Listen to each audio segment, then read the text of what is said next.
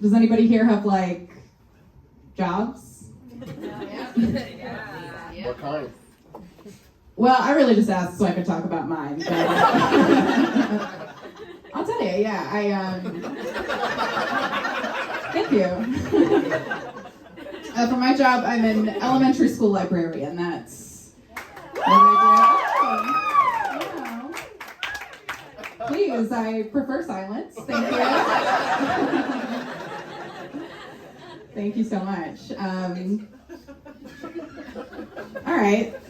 How many cats do you guys think I have? 6? 4? 10? Okay. Listen, your numbers can't hurt me. All right? They can't. One time I asked this at a show, how many cats do you think I have? And some guy just goes, lizard. I think about him.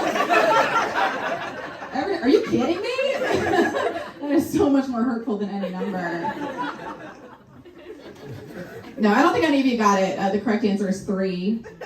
I have 3 geriatric cats. I did adopt them together as a bonded trio. Yeah, and it was because they all share one eyeball, like the Fates. It's sort of a package deal. I am a cat person. I do realize that stand-up comedy, it's not like an especially cat person activity. Truly, the only reason I'm here is if I finish this set, I get a treat. I get half a thyroid pill wrapped in cheese. I can't wait. Oh, I'm so excited. Yeah, it's often when I tell people what I do, they get excited. Sometimes they get too excited. Like one time I was talking to a guy, because we all make mistakes, right? Let's not beat ourselves up about it. But within 5 minutes of meeting me, this man goes, "Oh, you're a librarian? That's my favorite category." Porn, yeah. He goes, "Have you seen A Tale of Two Titties?" You guys seen it? Chuck Dickens, anybody? Even if you haven't seen A Tale of Two Titties, surely you've heard the opening line, right? It was the breast of times. You guys are like, this is the worst of times. Actually, we'd like our money back. Sorry about that. I don't know, I don't look it, but I do consider myself to be like a pretty edgy librarian. Yeah, not the funny part yet, but by all means. No, it's just because, like, I don't read. So, which I think is brave of me to say at this particular show. I don't know, it can be tough in my line of work. I get in trouble sometimes. Like, one time I read my second grade class a book I didn't read first. And just to kind of like put you all in the room with us that day, I'm going to go ahead and read you guys the opening line of that book. His mother was ugly and his father was ugly, but Shrek was uglier than the two of them put together. And any snake dumb enough to bite him instantly got convulsions and died. Did you guys know Shrek was a picture book first? By acclaimed children's author Smash Mouth? No, I'm kidding. It was this guy, William Steig, who should be jailed for his words, in my opinion. Okay, at one point in this children's book, quote, "Fat raindrops began sizzling on Shrek's hot knob." I was like, I really should have learned to code. This was a mistake. I did recently get a different job, but it's just a lot of work to update the jokes. You guys get it? My new job, I still work in a library, but I do their social media marketing. And I did cause some drama there recently. I got accused of ageism. You guys know what that is? Age-based discrimination. Before I get into it, I do just want to clarify, okay, I'm absolutely not ageist. Some of my best friends are in their late 30s, so that's just, it's not possible. No, this is what happened. I do their social media stuff, and I pitched this TikTok. I said, we should do that trend, like where you have employees older than Gen Z, say Gen Z slang, as like a fun way to advertise the library. Did you guys see this trend online? It got pretty big a couple months ago, yeah. Right, so I pitch it, people seem excited, right? We start making plans to film. A few hours later, I receive word that one of my coworkers, let's call her Shannon Larson. Because that's her fucking name, yeah. She has reported me to the DEI team for ageism. This is 100% true. And look, I'm not proud of this. But in that moment, I was so frustrated, and I just felt the complaint, it was in such bad faith, that I suddenly understood where my Fox News uncles are coming from. It's like, you can't say anything anymore, as it turns out, and that's really not me. Like, I don't say things like that. I clocked into work that morning a feminist. You understand? By 4 p.m., I was like, some women should be silenced, actually. And dock their pay while you're at it. 80 cents on the dollar seems high. I'm not proud. Okay. But I really just I couldn't stay mad because all of the emails around this incident were truly so silly. Like, I received a formal email from the director of DEI that said, so it's come to our attention that you've asked employees older than Gen Z to hold a copy of Shel Silverstein's The Giving Tree and say, it's giving tree.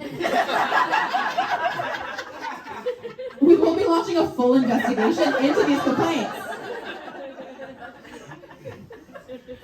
I was given an opportunity to defend myself. I kept it brief.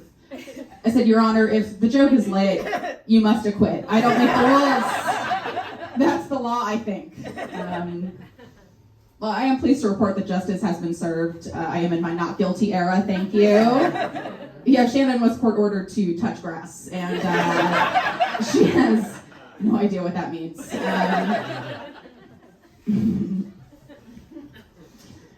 Yeah, I am getting older though. I'm in my 30s now, and it's interesting. I feel like the older I get, the more I have in common with my mom.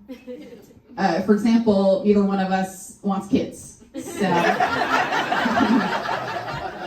it's nice to have shared goals. Kind of sweet. The oldest person in my family is my great aunt Kathy. She's 100. I know, yeah. No, she's seen the Second World War. And young Sheldon. Do you understand? That shouldn't be possible. That doesn't make sense. We've got like a sweet little routine, Aunt Kathy and I. Every week I call her, and she greets me exactly the same way. Right, there's no hello, no how are you. She just picks up the phone and goes, I hope Jesus takes me tonight. People think I'm kidding. She said this to me every week since I was 12. And, by this point, I feel like Jesus would take her. If she wasn't so thirsty for it, right? Don't be desperate.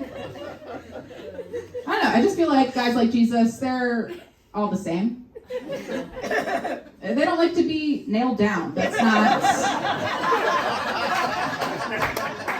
Some of you are fun. Some of you are fun. Yeah, I did grow up in like a pretty Jesus-y environment. I went to Catholic school for 15 years. Yeah, anybody else?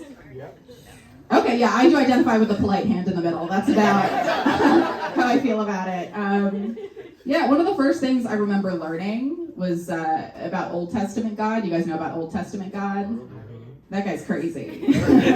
Old Testament God, he's like the original evil landlord. Old Testament God, he'll put a notice on your door like, Dear resident, due to the wickedness of man, all water on the planet will be turned on. Actually, that's a Noah's Ark joke. Yeah. It took me 100 years to write. So yeah, that was a second Noah's Ark joke. I write them as God intended, 2 at a time. Thank you. Yeah, I am no longer Catholic, but I am gay, so that's, you don't have to, no, I wasn't brave, okay, it wasn't, I mean, I came out so late, 9 years after Glee, what's the point? Truly, what is the point? Yeah, I don't know, I love being gay, I love my community, But I do feel conflicted when I encounter gay people who are annoying. It's just like a real love the sin, hate the sinner type situation. I'm not sure what to do with that. It's like on the one hand, love the way you've strayed from God's light.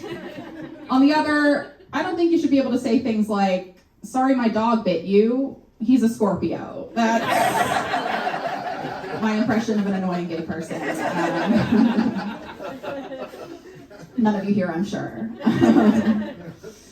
Yeah, I am seeing somebody right now, and I recently tried to ask my partner a flirty question. I said, where's the most interesting place you've ever had sex? And they said, well, when I was in the Navy, I would have sex against the wall of a control room in a U.S. military aircraft carrier. And they were like, where's the most interesting place you've had sex? I was like, against my father's wishes. I forgot they'd ask me back. So that was pretty tough. Okay, can I leave you guys on a joke that audiences have been begging me to cut? Okay, so no one said anything, I'm gonna do it.